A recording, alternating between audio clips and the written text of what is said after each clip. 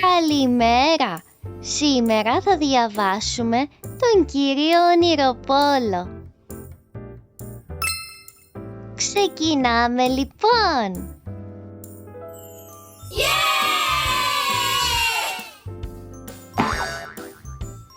Αυτή είναι η ιστορία του κύριου Ονειροπόλου. Ξέρετε με τι έμοιαζε? Μα και βέβαια ξέρετε, γιατί είδατε τη φωτογραφία του στο εξώφυλλο αυτού του βιβλίου. Η ιστορία μας επίσης μιλάει για ένα μικρό αγόρι, τον Σπύρο. Σας δείχνω και μια φωτογραφία του για να τον γνωρίσετε. Ο Σπύρος λοιπόν ήταν ένα πολύ καλό παιδί. Έτρωγε όλο του το φαγητό και πήγαινε νωρίς για ύπνο. Απαντούσε ευγενικά στους άλλους με το ευχαριστώ και το παρακαλώ. Όμως ο Σπύρος ήταν ονειροπόλος. Την ώρα που προσπαθούσε να σκεφτεί κάτι, ανακάλυπτε ότι σκεφτόταν κάτι άλλο.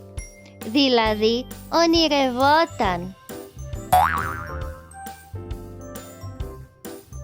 Ένα πρωί, ο Σπύρος είχε πάει στο σχολείο. Καθόταν στο θρανείο του και άκουγε το δάσκαλό του που μιλούσε για κάποιο θέμα στην ιστορία. Η μέρα ήταν πολύ ζεστή και ο Σπύρος ήταν πολύ ευτυχισμένος που καθόταν στο πίσω μέρος της τάξης δίπλα στο ανοιχτό παράθυρο.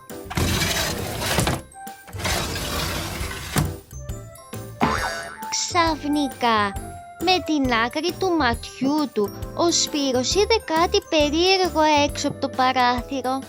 Στεκόταν στο γρασίδι μπροστά από το σχολείο. Κάτι μπλε. Ήταν μικρό και έμοιαζε με σύννεφο. Ο Σπύρος δεν μπορούσε να πιστέψει στα μάτια του. Η μικρή φιγούρα κοίταξε το Σπύρο που τον παρατηρούσε έκπληκτος, χαμογέλασε και σήκωσε το χέρι του για να τον χαιρετήσει.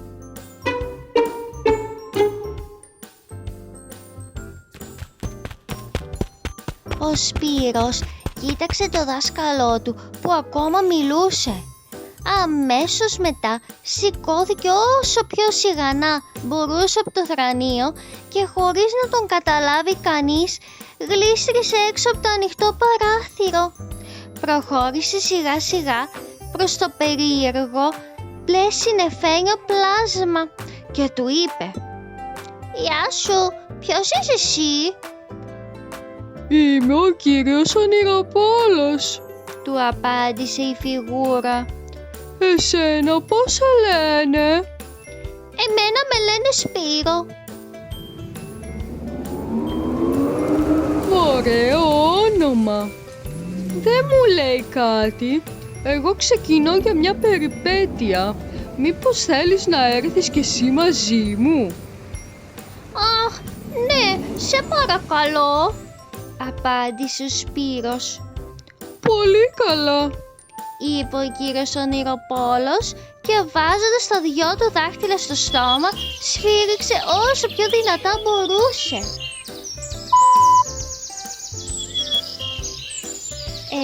Ένα τεράστιο κίτρινο πουλί κατέβηκε πετώντας από τον ουρανό και προσγειώθηκε κοντά στους δυο φίλους μας. «Έλα μαζί μου, φύγαμε!» Ο Σπύρος καρφάλωσε και αυτός. Ήταν ένα τεράστιο πουλί και έτσι υπήρχε άφθονος χώρος και για τους δύο τους. «Κρατήσου γερά, θα πετάξουμε ψηλά!»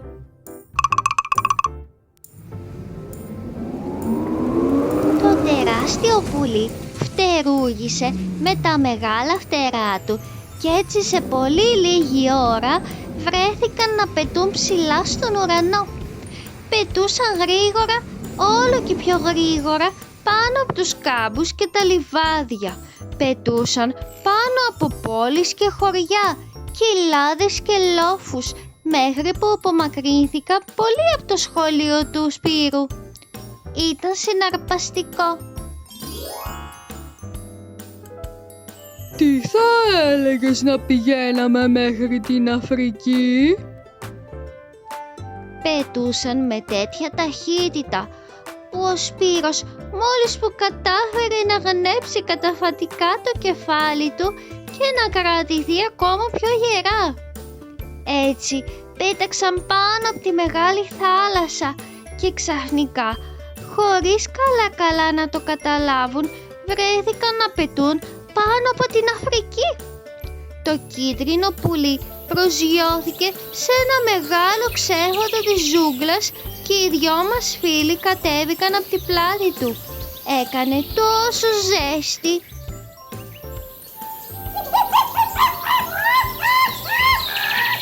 Έλα τώρα, ας πάμε για εξερεύνηση. Έτσι ξεκίνησαν να διασχίζουν τη ζούγκλα. Ξαφνικά είδαν ένα μεγάλο ελέφαντα.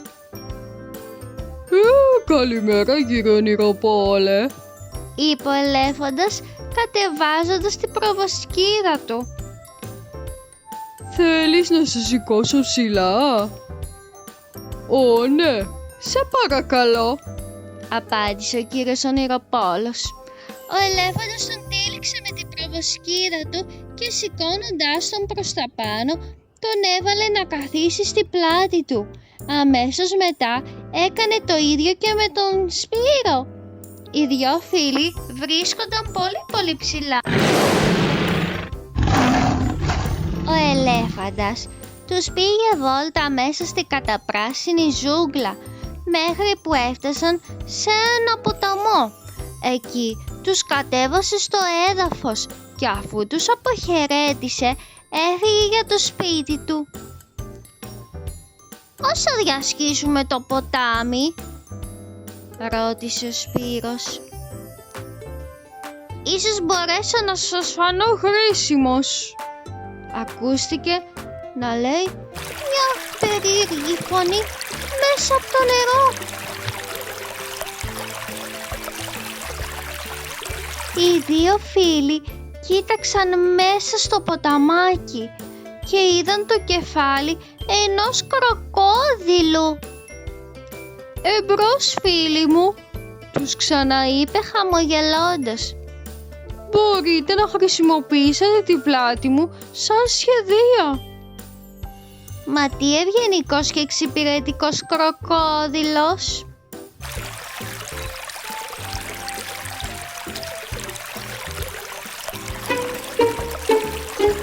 Όμως, την ώρα που τους περνούσε στην απέναντι όχθη ο ευγενικός κύριος κροκόδιλος έβγαλε ένα άγριο μουγκριτό και έδειξε τα δόντια του. Δεν χαμογελούσε πια καθόλου. Μετά, κουνώντας την τεράστια ουρά του, πέταξε το Σπύρο και το κύριο ονειροπόλο ψηλά στον αέρα και ανοίγοντας το στόμα του περίμενε να τους καταβροχθήσει. Ήταν πραγματικά μια πολύ τρομακτική σκηνή. «Βοήθεια! Βοήθεια! Βοήθεια! Βοήθεια!» Ο κύριος ονειροπόλος έβαλε τα δυο δάχτυλά του στο στόμα και σφύριξε δυνατά. Τότε το μεγάλο κίτρινο πουλί κατέβηκε από τον ουρανό και πήρε τους δύο φίλους στην πλάτη του. Φτου, αναστέναξε ο Σπύρος να πάρει ευχή. Είπε θυμωμένα ο κροκόδιλος. Έχασα δυο θαυμάσιους μεζέδες. Και τώρα θα έλεγα να πάμε μέχρι την Αυστραλία, είπε ο κύριος ονειροπόλος. Και έτσι πραγματικά έγινε. Στην Αυστραλία ο Πέτρος έμαθε να πετάει μπούμεραγκ. Το μπούμεραγκ είναι ένα παιχνίδι που όταν το πετάξεις ψηλά στον αέρα ξαναγυρίζει πίσω σε εσένα. και τώρα θα έλεγα να πάμε μια βόλτα μέχρι το Βόρειο Πόλο. Και έτσι πραγματικά έγινε. Ο κύριος Ονειροπόλος βυθίστηκε μέσα στο χιόνι μέχρι τη μέση.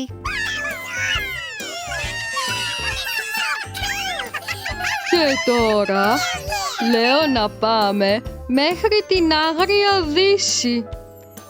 Έτσι και έκαναν.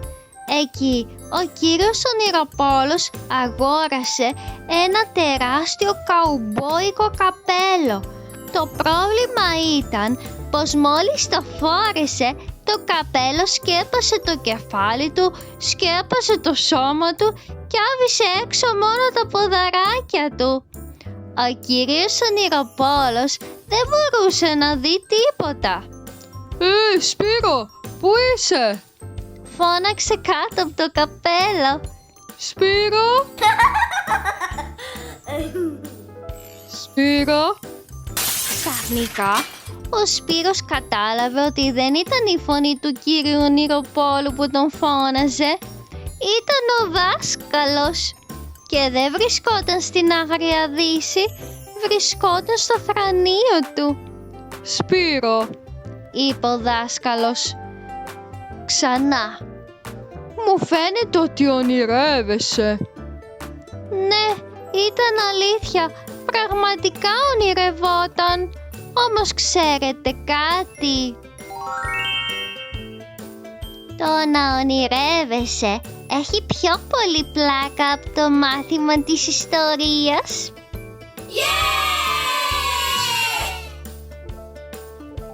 Ευχαριστώ πολύ.